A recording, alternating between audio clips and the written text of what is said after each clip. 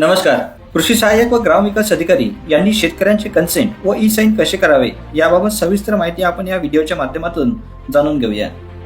Log in स्क्रीनमध्ये mobile ॲप्लिकेशनमध्ये log in स्क्रीनवर कृषी सहाय्यक व ग्रामविकास अधिकारी यांनी त्यांचे युजर नेम व पासवर्ड प्रविष्ट करून प्रवेश करावा. आपण आपला पासवर्ड विसरले असल्यास फॉरगॉट पासवर्ड या लिंकचा वापर करून आपल्याला पुन्हा तयार करता येईल. कन्सेंट व ई साइन.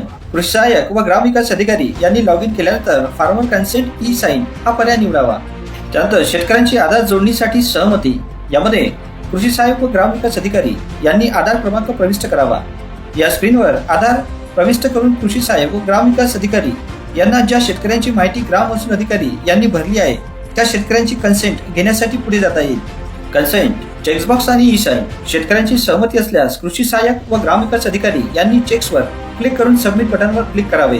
दुसऱ्या कन्सेंटसाठी ड्रॉप डाऊन मधून येस हा पर्याय निवडावा. कृषी सहाय्यक व ग्रामविकास अधिकारी यांनी शेतकऱ्यास दोन्ही सहमतीबाबत सविस्तर माहिती द्यावी. आवश्यकतेनुसार सहमती वाचून दाखवावी. त्यानंतर ई हस्ताक्षर या ॲपवर पुढे जाईल. तेथे आधार प्रविष्ट करून ई साइन करावे. त्यानंतर सबमिट या बटनवर क्लिक करा.